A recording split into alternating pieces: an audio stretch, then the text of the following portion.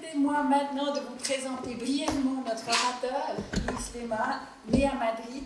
Luis Lema est diplômé en sciences politiques de l'Université de Genève. Il a été journaliste au Journal de Genève, puis au journal Le Temps, depuis sa création en 1998 jusqu'à aujourd'hui. Correspondant permanent à Madrid dès 1992, correspondant à Jérusalem de 2000 à 2002, et enfin correspondant aux États-Unis de 2006 à 2012. En plus de ses articles quotidiens et grands reportages, Luis Lema a écrit plusieurs livres, dont Couvrir le désastre, un regard sur l'intifada en 2003, et Espagne, la passion de l'identité en 2018. Par ailleurs, avec le réalisateur Frédéric Chauffat, il a signé le documentaire Terminus Brick en 2015, qui raconte l'histoire tragique d'une famille syrienne réfugiée dont le périple traverse la Suisse. Luis Lema est un fin connaisseur et observateur de la vie politique. Son regard critique de l'actualité nous permet de bénéficier d'un éclairage rigoureux d'une actualité toujours plus complexe et plus difficile à décrypter. Luis Lema, nous sommes ravis de vous accueillir ce soir. Vous avez la parole.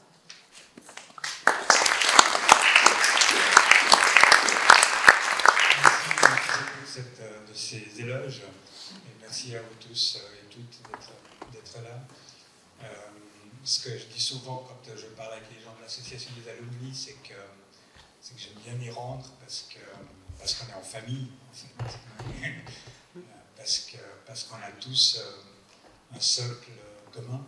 Et quel socle, hein, des années de formation qui sont évidemment considérées comme à raison comme les plus importantes. Donc voilà, je suis ravi d'être là et on peut tous dire. Donc je vais parler effectivement du phénomène Trump, de la tornade Trump et accessoirement du président des États-Unis.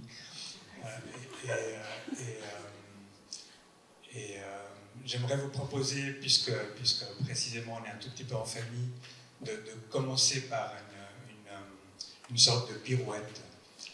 Je vais commencer en fait par la présentation, par la manière logique de la commencer. Okay, et puis ensuite, on élaborera à partir de là. Donc voilà ce que j'ai pensé. Vous me dites si c'est trop tordu, si c'est casse-cou et que je m'enfonce au milieu, vous me direz. Mais je trouvais intéressant de la commencer de cette manière. Donc pourquoi est-ce que j'ai pensé à ça? Parce qu'on m'a demandé est-ce que tu veux mettre des images? Et évidemment, il faut mettre des images. De nos jours, il faut absolument mettre des images. J'en ai parlé à mon fils, qui est déjà grand, qui est alumni lui-même,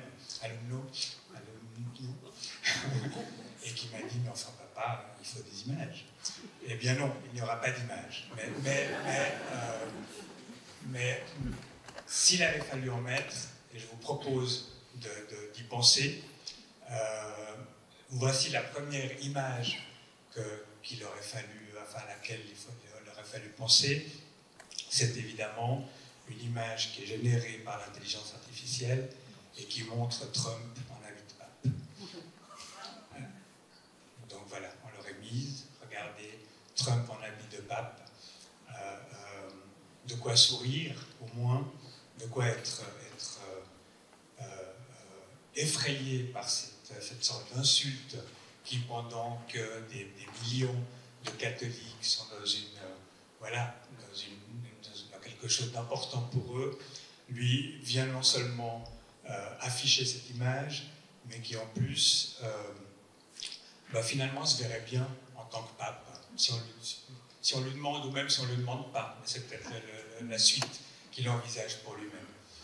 Quelle arrogance, quelle vulgarité, simplement.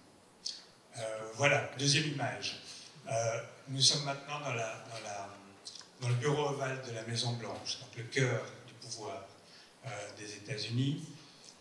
On a évidemment le président au milieu, et autour de lui, c'est son gouvernement, ses fidèles, des gens qui le regardent respectueusement et qui regardent la scène de manière très sage et très disciplinée. Et face à eux, il y a un homme presque en tenue de combat, qui qui s'appelle Volodymyr Zelensky, qui est le président de l'Ukraine, et qui est humilié, sermonné et ramené à l'ordre par ce pouvoir absolu qui se concentre dans le bureau ovale. J.D. Vance, le vice-président, prendra finalement la parole pour dire que Zelensky manque de respect envers l'autre président, qui ne s'est pas montré respectueux. C'est une scène qui est terrible, parce qu'elle montre quelle loyauté il faut déployer envers ce maître des lieux. Hein, il faut vraiment faire la révérence et venir, comme on le faisait autrefois avec les grands dignitaires d'empire, les bras chargés de cadeaux, ce qui était le cas, puisque là on a demandé à l'Ukraine de livrer tous les minerais du pays aux États-Unis, mais de faire une allégeance absolue au maître des lieux, à l'empereur tant aimé par ses complices. Voilà, passons au troisième slide. Là, c'est tiré d'un petit film d'1 minute consacré à Gaza, à l'avenir de Gaza. Donc là, j'ai choisi une photo de ce film, c'est un instantané où l'on voit des gens se promener avec des ballons dorés à l'effigie de Trump. La rue est pleine de ces ballons, elle est pleine d'or. Il y a au loin les tours qui montrent la modernité des lieux et la modernité, l'opulence, la richesse de cet endroit. Et bien sûr, on ne voit pas de Palestiniens dans cette image. Voilà, c'est comme ça que j'aurais dû commencer. Je rassure tout le monde, il n'y a pas eu de problème technique, donc j'aurais très bien pu commencer comme ça. Simplement, au fond de moi, je me suis opposé. Pour quelle raison? Parce que d'abord, je refusais de parler sous la haute autorité de l'empereur, et puis, mais aussi parce que à moins d'être allé passer des vacances sur Mars ces derniers temps, on a tous vu ces images. On les connaît tous. Elles ont fait le buzz, elles ont provoqué au sein de milliers de rédactions, dont celle du Temps, de journalistes, des débats sans fin sur qu'est-ce qu'elles signifient, comment est-ce qu'on les interprète, quelle est la suite, quelle est leur réalité, est-ce que c'est du vrai, est-ce que c'est du faux. Vous voyez, dans le cas du petit film, donc on a découvert ensuite qu'en fait il n'était pas du tout fait par Trump, que c'était un film parodique sur l'administration Trump, donc complètement critique et irrévérencieux envers le président des États-Unis, qu'il a immédiatement pris lui-même et publié à son compte, brouillant totalement la lecture d'absolument, non seulement du message initial, mais du message présidentiel, rendant tout ça d'une opacité totale, comme c'est le cas pour le reste des choses. Donc pourquoi j'ai pas mis ces images? Déjà, le fait d'en parler, ça le montre bien. Trump, par le simple fait que ces images soient maintenant incrustées dans toutes nos têtes, qu'elles aient fait le tour de toutes les rédactions, des journaux, des médias du monde entier, qu'elles étaient distribuées des millions de fois sur les réseaux sociaux, commentées, recommentées, etc. Trump a gagné, et c'est aussi simple que ça. Imaginons un moment que Donald Trump n'est pas seulement président des États-Unis, mais que c'est aussi un homme d'affaires milliardaire, à la réputation un tout petit peu surfaite, qui n'a que 3 objectifs dans la vie, c'est la fortune, la célébrité et le pouvoir. On le lui donne constamment, ici dans les salons genevois, des alumni sont en train de faire la critique et l'après-vente du talk show de Donald Trump. Voilà à quoi Donald Trump nous réduit tous. Voilà. Ça commence fort, vous me direz. on va alléger un tout petit peu, peut-être par la suite ou non, mais je voulais le dire comme ça de manière un peu catégorique. Voilà, pour qu'on comprenne bien que la bataille qui est devant nos yeux, qui n'est pas seulement celle de savoir où va le monde, mais aussi où nous allons nous face à ce spectacle. Donc voilà, si vous le permettez, je vais rester un tout petit peu, enfin voilà, on va souffler, je vais boire une goutte d'eau.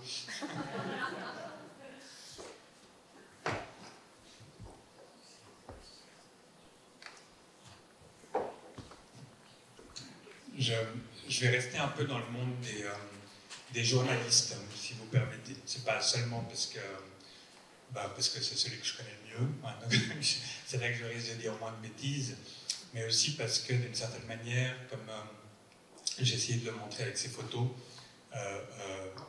les journalistes, en tout cas dans le vieux modèle, sont un peu les filtres de tout ça. C'est ceux qui donnent la première interprétation, ceux qui décident si c'est intéressant ou pas, quelle place on lui accorde et qu'est-ce que ça dit du monde. Moi, je compte parmi les journalistes qui ont déjà vécu 4 ans de Trump en tant que journaliste. Et pour ceux qui, comme moi, ont déjà vécu ces 4 années, c'était l'annonce d'un cauchemar absolu. Parce qu'on le sait, on sait qu'une photo comme telle de Donald Trump déguisé en pape, elle va écraser tout le reste de l'actualité. Tout le reste. Ça peut être les pires des nouvelles, les meilleures des nouvelles, la plus grande des analyses sur autre chose. Il n'y a aucune place par rapport à ça. Donc on se disait non, on ne va pas recommencer ça. Américains, s'il vous plaît, épargnez-nous ce recommencement. Eh bien non, ça a été refait. Virginie parlait tout à l'heure des mots qu'il ne faut pas dire. Là, j'allais dire non, il a gagné pour la 2e fois. Si je disais il a gagné pour la 2e fois, je serais exclu. Si j'avais une autorisation de pénétrer dans la Maison-Blanche, je serais exclu de la Maison-Blanche. Donald Trump a gagné la 3e fois, pour la 3e fois, mais l'une de ses élections a été volée. Donc c'est une 3e victoire pour Donald Trump. Et ceux qui le pensent différemment ne sont plus des journalistes admis dans la Maison-Blanche. Les 4 années précédentes du premier mandat étaient une sorte de brouillon de ce qui s'annonçait ensuite. Donc il faut bien se rendre compte que le Trump numéro 2, Trump 2e, n'a plus rien à voir avec le Trump 1er. Les armes ont été affûtées, les techniques sont beaucoup plus claires, et la bataille est beaucoup plus rude, évidemment. On l'a tous perçu. Aujourd'hui, à la Maison-Blanche, c'est extrêmement difficile pour les grands médias, les très grands médias. Le temps n'est qu'un nain dans cette histoire, hein, qu'on se rende bien compte. Là, on parle de CNN, du New York Times, des rédactions qui ont des milliers de journalistes, des histoires qui ont fait des présidents, qui ont défait des présidents. C'est des monstres. Ils sont maintenant éclipsés derrière des influenceurs et des influenceuses à qui on donne systématiquement la parole et à qui on répond aux questions plutôt que les journaux traditionnels, ces journaux gauchistes, woke, qui disent pas la vérité, etc., qui manient le mensonge, etc. Donc au sein même de la Maison-Blanche, c'est déjà fait. Il y a quelques jours, un journaliste qui osait demander au président des États-Unis, qui parlait des ingérences étrangères, de la Chine, etc., d'expliquer comment ça se fait qu'il a reçu un Boeing Qatari qui coûte 400 millions de dollars, a été menacé d'expulsion séance tenante. Un journaliste réputé de la Maison-Blanche. Je vais dire encore quelques mots sur le service public donc des médias aux États-Unis. C'est pas forcément très connu ici. Il y a une grande radio qui s'appelle NPR, la radio publique nationale, qui a été fondée en 1967 et qui fait depuis des décennies un travail sans équivalent. Vraiment, ils prennent le temps, ils disent les choses, ils donnent la parole à tout le monde, ils analysent, etc. Pourquoi c'est important? Parce qu'une radio comme celle-là, de même qu'une télévision qui s'appelle PBS, qui fonctionne sur le même modèle, inonde les États-Unis gratuitement. C'est-à-dire que tous les journaux, toutes les radios locales, toutes les télévisions locales peuvent s'abonner à avoir accès à ces informations et les diffuser. J'ai oublié le numéro du décret, ça doit être le 142e décret signé par Donald Trump à minuit, a interdit le subventionnement de ces radios gauchistes, anti-américaines, qui ne défendent pas l'âme de l'Amérique dans l'Amérique profonde. C'est extrêmement important. Pas parce que je défends ma profession, mais parce que l'Amérique, cette immensité, n'a simplement plus accès à une information autre que celle que donnent les images et les polémiques autour de Donald Trump. C'est fermer ces radios et ces télévisions, alors que la presse, le reste de la presse traditionnelle, traverse la pire des crises de son histoire, c'est simplement laisser les Américains face à ces images, face aux polémiques sur les réseaux sociaux, face à cette vérité alternative qui est celle que veut dégager la Maison-Blanche. Donc, pour être tout à fait clair, ces radios ne dépendent pas exclusivement du service public, c'est simplement une partie, et le reste, c'est fait sur le système américain de la philanthropie. C'est-à-dire que c'est un peu ce que vous demandez Virginie, c'est-à-dire de se substituer à l'État et puis d'aller directement donner les faveurs à ceux qui le méritent. Mais simplement, dans les profondeurs de l'Amérique, les gens disent « Oui, mais maintenant, nous, philanthropes, nous devons nous occuper des enfants pauvres qui n'ont plus d'argent public, nous devons nous occuper des infrastructures auxquelles personne ne s'intéresse, etc. » Donc, pourquoi je dis ça? Parce que derrière, il y a le modèle même de la philanthropie qui atteint ses limites. C'est-à-dire que face à la sauvagerie des attaques, le modèle lui-même, dans ses bases, sur ses fondements, vacille. Voilà, c'était la deuxième bonne nouvelle de ma présentation. Pardon, de le prendre à la légère. Je sens que j'ai un ton un tout petit peu dramatique. Mais voilà.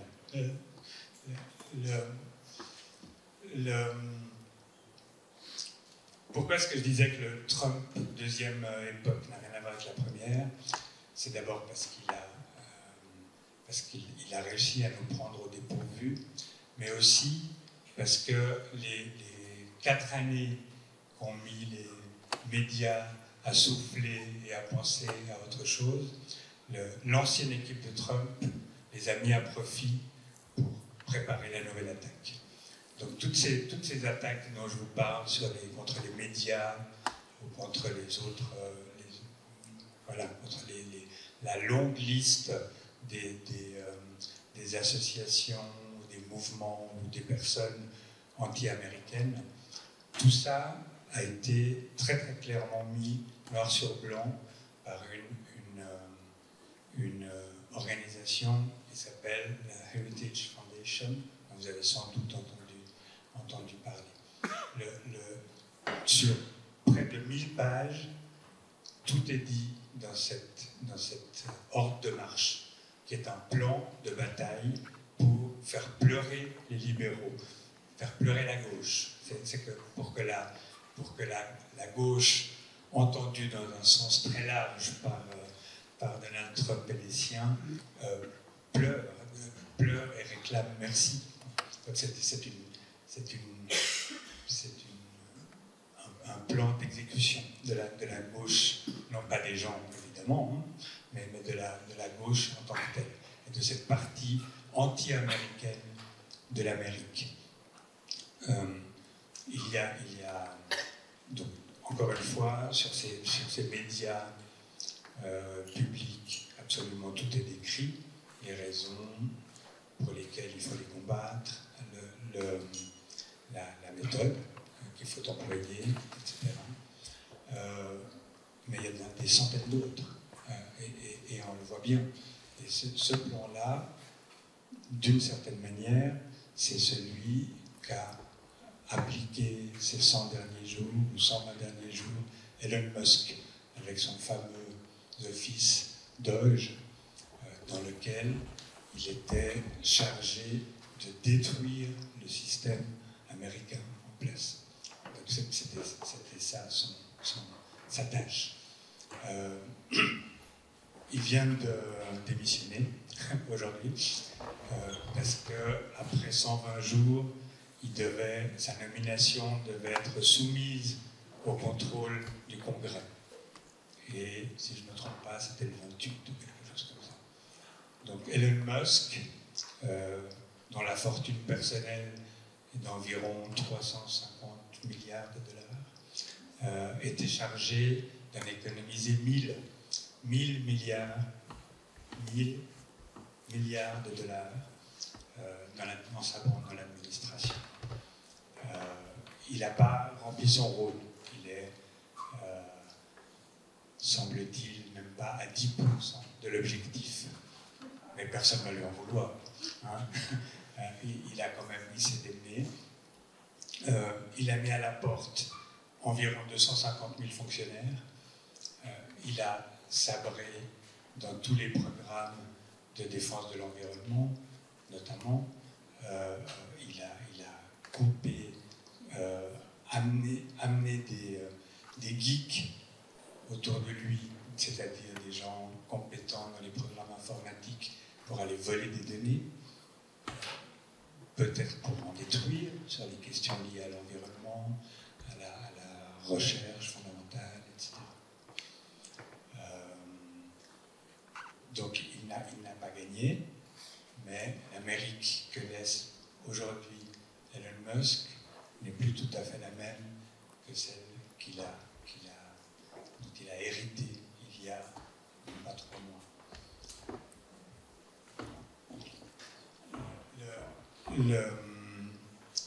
La question se pose. Donc j'ai bien conscience, et tout le monde quand on dit tout était écrit, il y a un plan derrière ces sortes de folies de Donald Trump.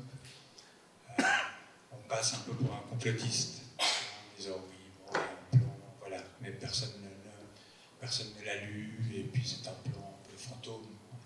La vérité, c'est vraiment que les 2 tiers des personnes qui ont travaillé à ce plan sont des anciens de la première administration.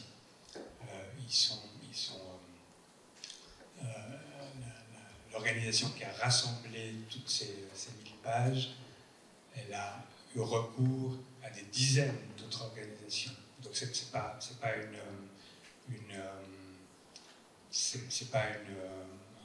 petit think tank, comme on les appelle aux États-Unis, qui a fait son travail dans un coin. C'est réellement quelque chose qui visait la reconquête de l'Amérique de manière, ils y parviendront pas, mais c'était son but affiché. Ici à Genève, au sein de la Genève internationale, on peut assez facilement se dire que c'est pas un complot dans le vague. puisque l'USAID, qui finançait avec d'autres organismes américains plus de 40% de la Genève internationale, a cessé son financement à ces programmes. Et puis, voilà, on se retrouve dans une situation qui n'a plus rien à voir avec celle, encore une fois, qui prévalait il y a 3 mois. Même si tout n'est pas dû à cette décision américaine, on est quand même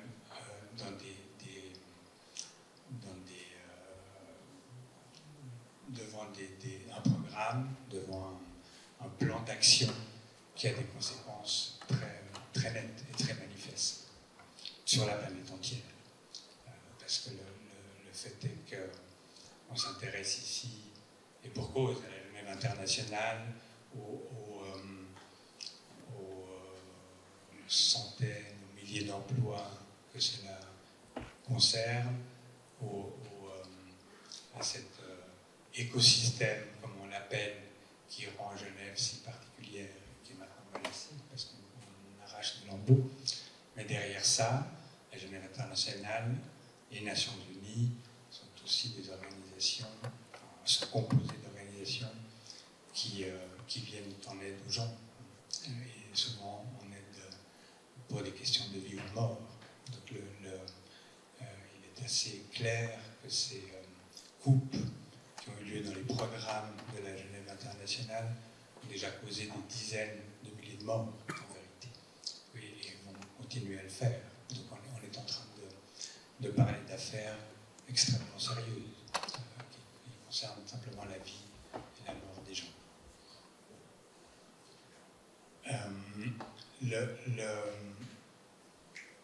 Une petite confidence, tout le monde le pressent. Trump ne lit pas, donc il est absolument hors de question qu'il ait lu les 1000 pages de cette organisation. Les gens qu'il connaissent ou qui fréquentent des gens qu'il connaissent disent qu'en réalité, non seulement il ne lit pas de livres et de rapports, mais il ne lit pas les résumés que lui font les conseillers pour prendre une décision et qui font une dizaine ou une vingtaine de lignes.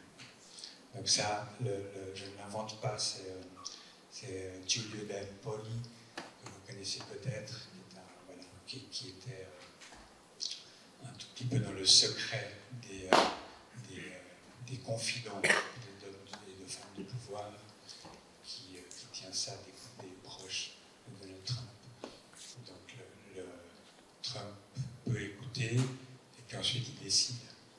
Donc c'est ça qui rend la situation un tout petit peu plus complexe. C'est qu'à la fois c'est un plan d'action qui est d'une certaine manière bétonné encore une fois, pas seulement dans ses objectifs, mais aussi dans sa forme. Un ancien conseiller de Trump, l'un des idéologues de la première heure qu'il a accompagné, qui s'appelle Steve Bannon, disait « il faut inonder la zone ». Il faut constamment inonder la zone. Donc, par respect pour vous et pour ces vénérables murs, je ne vais pas dire de quoi il voulait inonder la zone, mais c'est simplement, il entend par là, il faut donner davantage que ce que le public et les médias peuvent avaler. C'est-à-dire, il faut avoir chaque fois une longueur d'avance. Si les grands médias américains sont capables de donner de faire une analyse raisonnée sur 2 décrets présidentiels, on leur en donne 3. Et puis on le fait à minuit, quand l'édition est bouclée, et puis qu'il faut rappeler les journalistes pour qu'ils viennent se rendre compte de ce qui se passe. Donc tout ça est fait de manière très méthodique. Et ce qui est intéressant, c'est que l'objectif de la Heritage Foundation, par exemple, c'est selon l'aveu de son propre président, c'est d'institutionnaliser le Trumpisme, c'est-à-dire de rendre pérenne cette manière de fonctionner du même coup bah, de rendre inopérantes les autres institutions américaines et les contre-pouvoirs au président. Donc on le voit bien, Trump est central là-dedans. C'est lui qui affole les algorithmes et qui rend les images totalement incontournables, on dirait, pour reprendre un terme journalistique. Cette manière de jouer l'opposition tout le temps, frontale, l'inattendu, de mêler le loufoque et l'incroyable, de dire des contre-vérités grotesques et absolues, c'est ça qui marche. C'est ça qui marche. Ça crée des polémiques, ça crée du buzz, ça crée des débats sur les plateaux télé, etc. Trump, le Trumpisme ne peut pas fonctionner sans Trump. C'est à la fois son carburant, son moteur, et puis aussi, de plus en plus, son propre produit. C'est-à-dire qu'il devient lui-même le résultat de ce qu'il crée et de ce qu'on crée autour de lui, grâce à lui. Trump, évidemment, on le sait tous aussi, ici, ses intérêts propres ne coïncident pas forcément avec ceux soit des libertariens qui sont autour de lui, soit des idéologues d'extrême droite ou de droite qui l'entourent. Il a son propre agenda et il le manifeste très très clairement. C'est-à-dire il n'y a pas de Trumpisme sans Trump, mais Trump est imprévisible aussi pour ses conseillers, puisqu'il ne lit pas les positions qu'il doit prendre, etc. Et donc il a ses propres priorités qui interfèrent de manière plus ou moins harmonieuse avec cette sorte de plan global. Donc Trump, quand on lui fait de l'ombre, que ce soit Zelensky, que ce soit ses alliés européens, que ce soit son vice-président ou que ce soit Elon Musk, il s'en débarrasse. C'est aussi simple que ça. Donc le chef, en tout cas pendant ces années de présence à la Maison-Blanche, le chef c'est lui. Et Donald Trump a aussi était le directeur et le chef de la Trump Organization. Donc c'est son organisation pour faire du business, simplement. Donc il s'en est détaché, et maintenant c'est ses deux fils les plus âgés qui en sont les responsables. Il suffit de se rappeler de la récente visite qu'il a faite dans les pays du Golfe, autrefois persique, puisque maintenant c'est le Golfe arabique, puisque Trump l'a décidé et qu'il allait changer le nom du Golfe persique. Ces deux fils l'ont précédé absolument dans toutes les étapes de sa tournée. Et ils sont revenus là aussi avec des contrats totalement faramineux, de tours de 80 étages, de terrain de golf, évidemment, d'investissement, et plus un Boeing offert par le Qatar. Donc encore une fois, tout ça rend toute cette entreprise un tout petit peu complexe à déchiffrer, et notamment elle aboutit sur cette sorte de paradoxe qui est qu'en fait Trump pourrait se révéler le vrai fossoyeur de ce Trumpisme qui est en train de se construire autour de lui, c'est-à-dire qu'il n'est pas il est tellement peu prévisible, même pour ses proches, qu'on n'est pas du tout sûr qu'il maintiendra le cap. Il peut très bien, du jour au lendemain, changer de stratégie, ou bien, enfin voilà, laisser tomber le chemin qu'il avait pris et revenir ailleurs.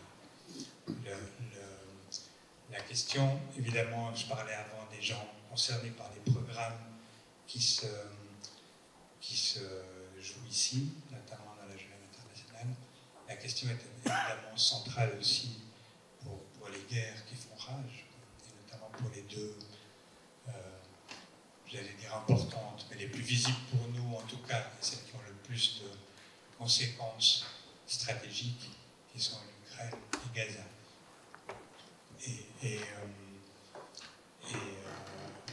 Là aussi, pour l'agenda de Trump face à Zelensky, c'est aussi montré dans toute sa crudité, disons, d'une certaine manière. Donald Trump, et je l'évoquais tout à l'heure, a déjà été au moins, donc son entreprise, 7 fois en faillite. Et 7 fois, elle a été miraculeusement sauvée. Donald Trump, ses domaines de prédilection, c'est l'immobilier, évidemment, et les casinos, qui sont connus pour leurs deux domaines. L'argent est difficile à tracer, etc. Donc les connivences entre l'organisation de Trump et plusieurs mafias, dont la mafia russe, sont maintenant quasiment établies. Donc c'est très clair que toute cette résolution de ces conflits dépendra évidemment beaucoup du calcul personnel que fait cette fois-ci Donald Trump dans cette situation. Juste peut-être un tout petit dernier mot, parce que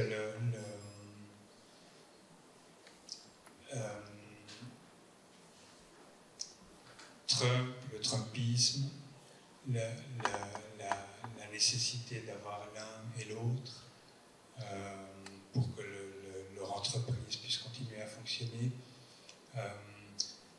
C'est aussi de plus en plus difficile d'isoler Trump et le Trumpisme du reste du monde. On a beaucoup parlé de chefs d'État, par exemple le Brésilien Bolsonaro, qui se serait inspiré du Trumpisme, ou bien le président Milei en Argentine, etc. On parle beaucoup de la proximité, encore une fois, entre la méthode Poutine, cette verticalité qu'il a établie autour de lui, et la méthode Trump. Mais ce qui moi, me frappe de plus en plus, c'est que tout ça va dans les deux sens. C'est-à-dire qu'il n'y a pas un modèle et des gens qui suivraient le modèle. C'est un système qui se nourrit et qui, collectivement, écarte les bornes et les lignes rouges. Et donc, évidemment, Trump, ça reste le président des États-Unis, l'homme le plus puissant du monde, etc.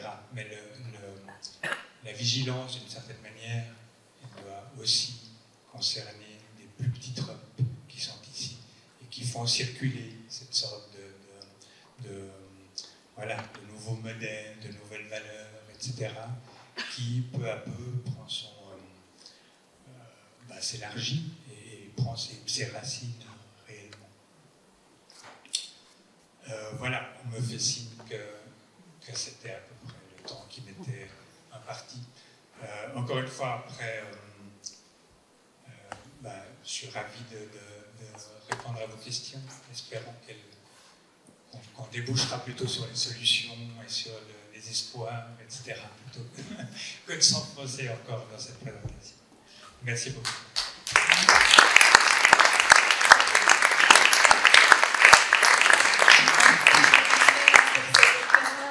Pour ces images parlantes, je pense que vous aurez des questions à lui poser. Moi, je commence peut-être par une première, qui est vous en avez parlé un tout petit peu, mais qui est cette fascination des médias pour Trump. Pourquoi il couvre autant cette politique américaine, évidemment, c'est quelqu'un qui est surprenant, qui fait des choses inattendues, c'est un très, très bon communicant. Mais pourquoi autant? Il ne semble pas avoir de limite à cette couverture médiatique. L'image que j'aime bien, c'est celle de vous savez, de ces belles sauvages qui, la nuit, sont tout d'un coup dans les phares d'une voiture et qui ne peuvent plus bouger, qui sont complètement pétrifiés et il suffirait qu'ils fassent 2 pas de côté, ça serait bon, mais ils ne peuvent pas les faire. On est un peu dans cette situation-là collectivement. Je vais répondre un peu plus précisément sur les journalistes, mais collectivement, on est dans une sorte de situation à la fois de dégoût extrême face à ça, face à cette vulgarité, cette petitesse, cette arrogance, etc. Mais aussi de fascination. Qu'est-ce qui nous réserve encore? Qu'est-ce qu'il prépare? Et c'est pas possible, il a encore fait ça, etc. On est tenu collectivement dans cette télé-réalité qui n'en finit pas. Et encore une fois, c'est le but ultime. Le but ultime, c'est de rester scotché et de ne pas prendre le temps d'éteindre son téléphone portable, de ne plus regarder la photo qui nous fait horreur et de se dire où est-ce qu'on va et sur quoi on s'appuie pour qu'on ne s'enfonce pas tous collectivement dans cette direction. Je dirais que pour les journalistes, c'est encore plus compliqué parce qu'ils doivent décider très très rapidement si c'est important, si ça l'est pas, si cette fois Trump est devenu définitivement complètement fou, et là il faut le dire, ou bien si au contraire on est toujours tenté par l'explication psychologique, par l'analyse géopolitique, par l'analyse du personnage, les conséquences sur le terrain. On se perd dans ce genre d'analyse toujours. Mais pour être un tout petit peu plus franc, autant Trump est un cauchemar pour les journalistes tels que moi, autant c'est une aubaine. C'est une aubaine pour les médias. Il n'y a rien de tel qu'une bonne polémique trumpienne pour que les auditeurs, pour que l'audition explose, pour qu'il y ait besoin de réagir, etc. Ça maintient aussi le business collectif. Donc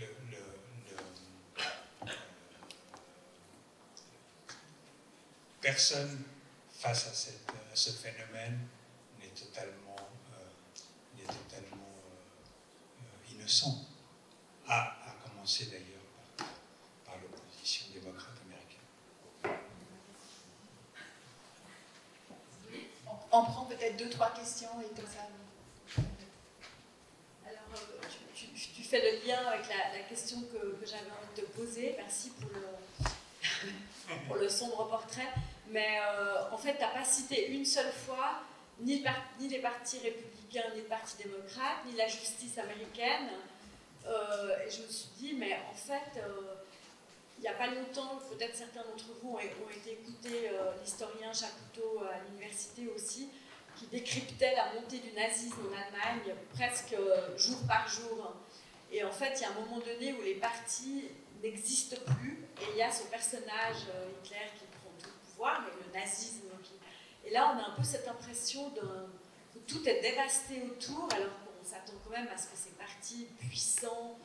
Donc, qu'est-ce qui se passe, en fait, aujourd'hui avec la démocratie? Ils agissent encore, hein? Si ces 3 questions aussi vastes, je ne sais pas si j'arriverai à répondre en série.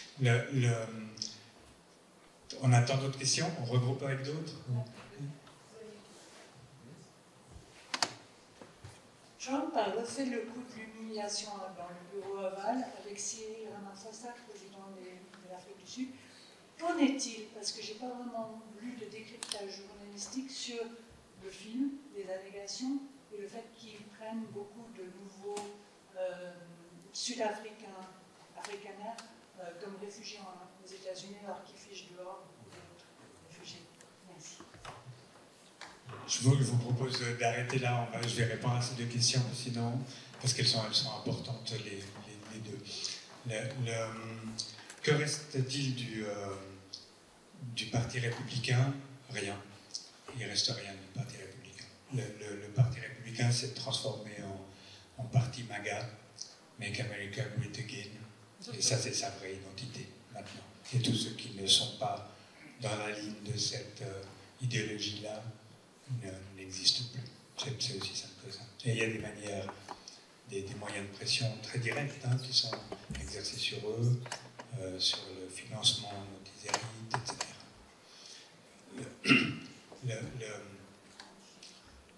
Que reste-t-il du Parti démocrate?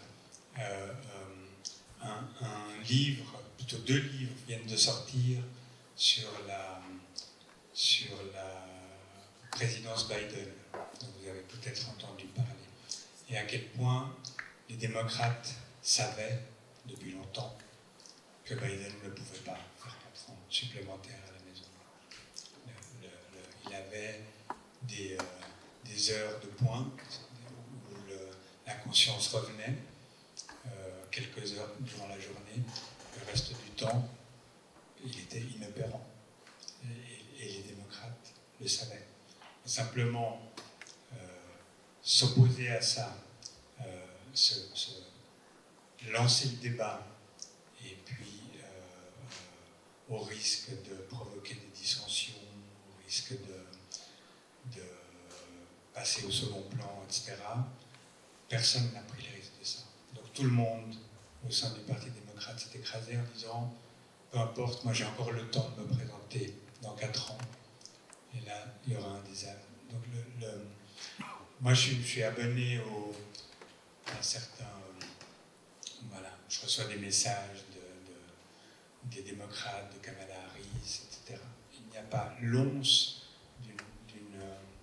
d'une réflexion autre il nous faut $100 pour nous battre contre tel truc, etc. C'est une logique qui est complètement à courte vue, qui n'annonce rien de joyeux pour la gauche américaine. La démocratie américaine est quand même une démocratie très réelle et profonde. Donc moi, je ne suis pas en train de dire qu'elle est en train de disparaître. Il y a cette période-là, si on veut, c'est un peu la meilleure heure pour Trump, parce que les gens n'ont pas encore eu le temps de se réveiller, parce que la justice va mettre des mois pour faire son travail en s'opposant à toutes ces décisions, etc. Mais c'est une sorte de course contre la montre. Encore une fois, là, il a signé environ 150 décrets ou quelque chose comme ça depuis qu'il est arrivé. Pendant ce temps-là, le Congrès américain a réussi à aboutir sur 5 projets de loi en 3 mois. Parce qu'ils sont pris par des querelles internes, parce qu'ils sont pris par des nominations tellement grotesques faites par Donald Trump et qui doivent passer devant les commissions des chambres, etc. Et ça prend un temps fou parce que pour l'instant, il ne répond pas. Et pour rejoindre un tout petit peu la question sur le fascisme, qui est évidemment centrale, moi j'aime pas beaucoup ces comparaisons. Moi je suis journaliste, donc moi je peux comparer à la limite avec la semaine dernière. Avant, c'est déjà beaucoup trop long. Non, je blague un peu, mais c'est toujours le risque de la réduction de comparer. À la fois c'est très utile, parce que ça met en garde sur ce qui risque d'arriver, etc. Mais ça gomme aussi les différences. Et ça risque aussi d'alerter contre les risques réels. Au temps du fascisme des années 30, il n'y avait pas d'Elon Musk. Là, c'est un danger qui est, voilà, et qui est comparable, voire plus. Voilà, il n'y avait pas les réseaux sociaux, etc. Donc on est dans une autre configuration.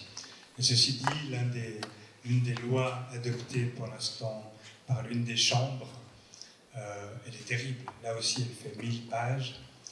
Et à l'intérieur, il y a le démantèlement de ce qu'en Amérique est le Medicaid, qui est une assurance santé pour les plus démunis, pour les plus pauvres. Elle va toucher au minimum 13 millions de personnes qui tout d'un coup sont démunies d'aide sociale, enfin de ce type d'assurance santé. Et dans le même temps, elle allège les impôts des ultra-riches, non pas des riches, mais des ultra-riches, à peu près du même montant. C'est un siphonnage, simplement, c'est un siphonnage des plus pauvres, parmi les pauvres, vers les plus riches, parmi les riches. Direct. C'est impressionnant. Et cette loi qui a été proposée par Donald Trump, il l'a appelée The Big Beautiful Bill. Un autre projet gigantesque qu'il vient d'annoncer, c'est ce bouclier antimissile que tout le monde dit impossible à l'échelle américaine, mais qui est déjà mis en place par Israël. Israël l'a appelé le dôme de fer ou le dôme d'acier. Lui, le sien, ce sera le dôme d'or. Pourquoi je dis ça? Parce que ça fait partie aussi du fascisme, de dire les choses d'une autre manière, qui leur enlève tous les faits, et c'est une manière de cacher. C'était 1984. C'est simplement nommer la réalité avec d'autres noms pour pouvoir mieux la masquer. Et donc voilà, le fascisme, on n'est pas très loin de cette perspective-là. Ramaphosa, ouais, c'est terrible parce qu'il a reproduit donc le président sud-africain qui est venu, qui a bien préparé son arrivée, qui est arrivé dans le bureau ovale, etc. Il a reproduit le même piège, le même guet-apens que pour Zelensky, le président ukrainien, mais il y aggrave une sorte de condescendance vis-à-vis de l'Afrique qui est encore plus désagréable. C'est encore plus difficile à admettre.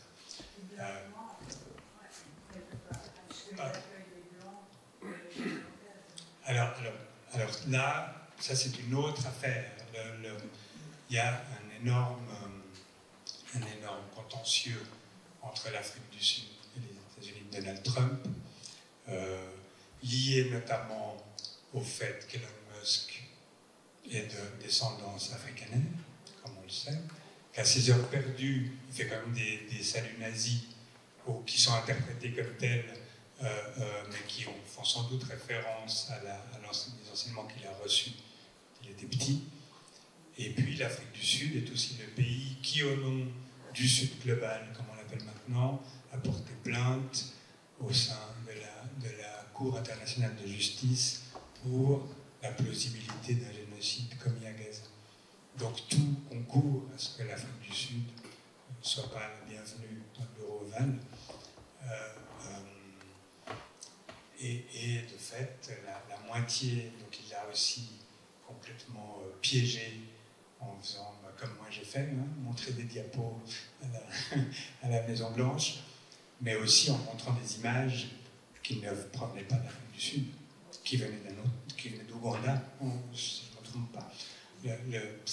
C'est grossier, peu importe, c'est fait. Maintenant, voilà.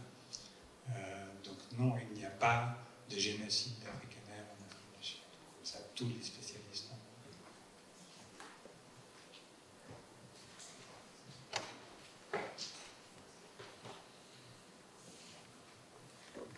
Merci.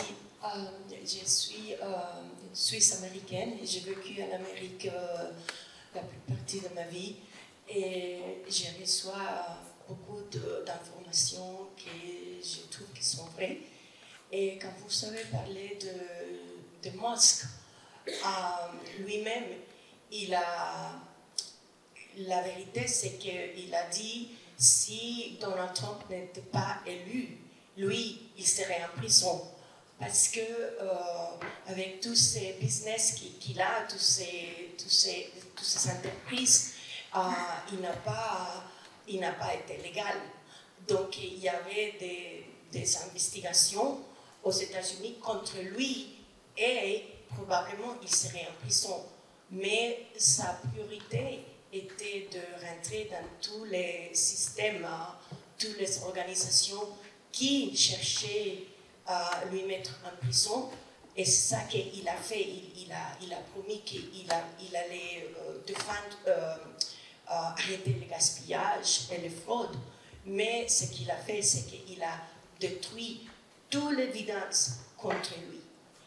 Et l'autre chose que je voulais vous demander, si vous êtes d'accord que tous les deux, ils ont toujours travaillé avec Poutine, et donc parce que c'est la Russie qui l'a aidé quand il a fait 6 banqueroutes.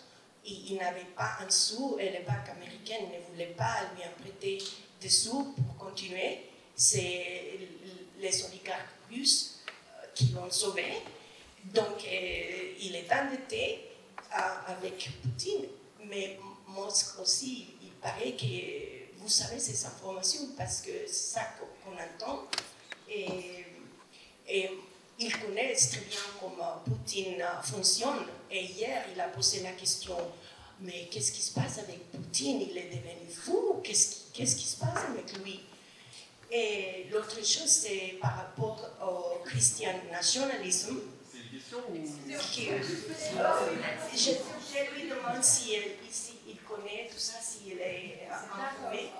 Peut-être vous pouvez poursuivre la discussion aussi après.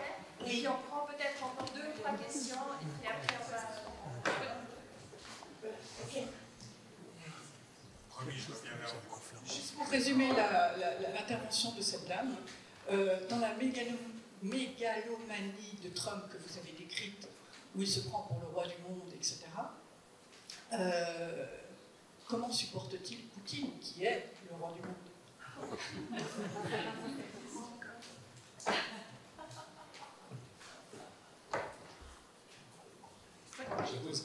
Oui, on a parlé de fascination pour Trump. Certes, les journalistes, les éditions le sont, certainement. Mais ma question, est-ce qu'elles ne sont pas complices d'une stratégie de communication qui est bien connue des autocrates et des dictateurs, qui a été dénoncée multiples fois, notamment par la philosophe Hannah Arendt. On cave d'informations avec des contre-vérités, des vérités, des mensonges, jusqu'à ce que le peuple s'en désintéresse totalement. Et quand le peuple se désintéresse de l'information, on en fait ce qu'on peut.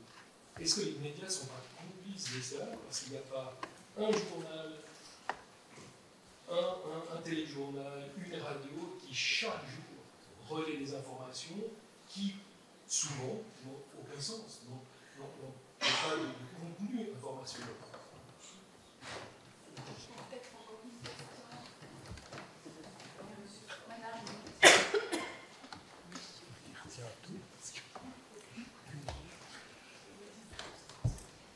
Bonsoir Monsieur Lema, merci beaucoup pour votre intervention et merci aussi pour votre travail, vos articles, la finesse et la profondeur, vos réflexions. Merci beaucoup pour tout ce que vous faites pour notre société suisse romande. Merci pour ça. J'ai 2 questions. La première, c'est que j'ai entendu dire, je n'ai pas la source et j'aimerais savoir si c'est une fake news ou pas, que Donald Trump, à l'époque, avait eu des contacts avec l'ancien conseiller fédéral, M.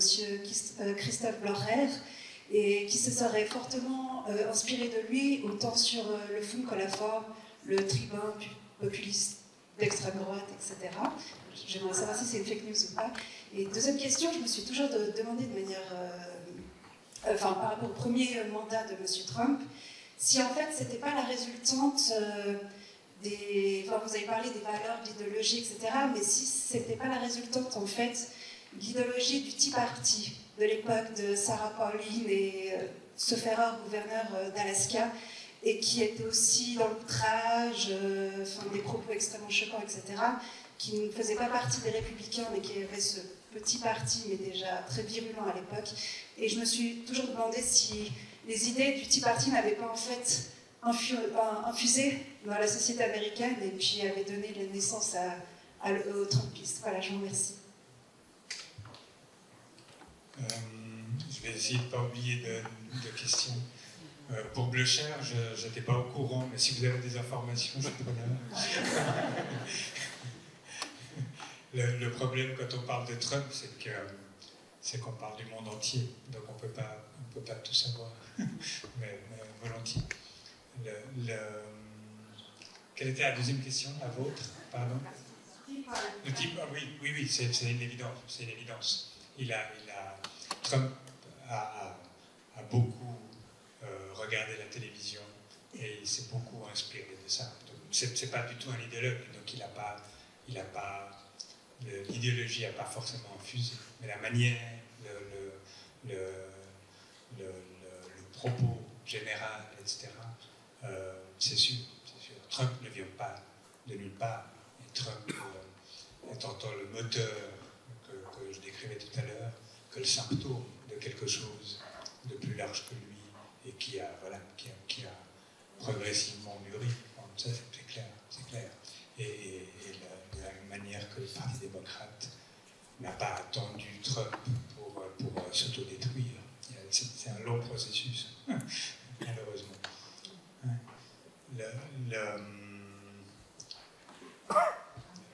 Qui est le maître du monde? C'est difficile de savoir. Entre Poutine, entre Elon Musk, entre le président chinois, Mohamed Ben Salman, le saoudien. Et c'est sûr que beaucoup de gens autour de Trump font le calcul selon lequel Trump n'est que de passage. Et eux, ils ont des garanties de durer beaucoup plus longtemps. Tous les géants de la tech sont en train maintenant d'utiliser Trump pour des objectifs qui dépassent de très loin les années de Trump. On ne sait pas quelle sera la suite, etc. Mais il dessine à travers lui une société dans laquelle ils sont les maîtres, en vérité, et pas Trump. MBS en Arabie Saoudite, c'est la même chose. Il a quoi? Il a 40 et quelques années. Au minimum, il a encore 30 ou 40 ans de règne. Trump, c'est un épiphénomène. Et même pour Poutine, je pense que toute cette question toute cette volonté de Trump de faire des deals avec la Russie et puis de parvenir à quelque chose, un accord commun, puis faire des investissements, etc.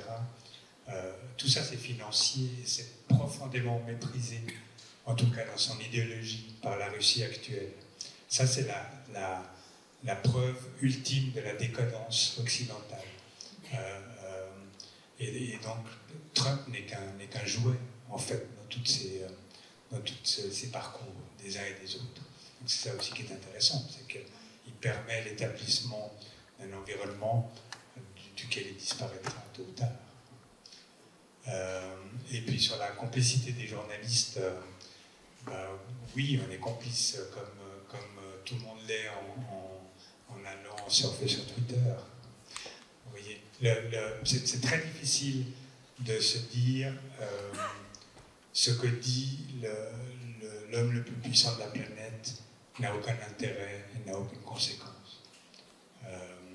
En même temps, c'est très difficile de savoir comment l'évaluer, parce qu'il faut faire le journal de demain, donc c'est pas non plus qu'on peut s'y consacrer des semaines de réflexion. Mais aussi parce que, quelle que soit l'attitude, on est piégé. On dit souvent, on réclame maintenant à la presse de décoder davantage, c'est-à-dire de mentionner, quand c'est une contre-vérité, un mensonge, etc., de dire non, le vrai enjeu ici, etc. Mais cette technique d'inonder la zone fait que le temps est compté pour ça. Et même si on décrypte les choses pour dire qu'elles sont sans substance, sans raison, etc., on est quand même prisonnier de cet agenda. Parce qu'on a consacré tous nos efforts à débunker ce que disait Trump. Donc, quoi qu'on fasse, on est dépendant de l'homme le plus puissant de la planète. Et il n'y a pas de bonne technique, définitivement. Donc, ce n'est pas un complot qui comprend les journalistes, à l'exception justement du buzz qui permet d'être présent, ça je vous l'accorde, mais c'est simplement de manière fondamentale le rôle même du journaliste qui est remis en question devant cette situation. Merci Louise Lema. Je sais qu'il y a encore plein de questions. Je vous propose de poursuivre les discussions autour d'un verre au foyer des salons. Merci encore. Merci à vous pour votre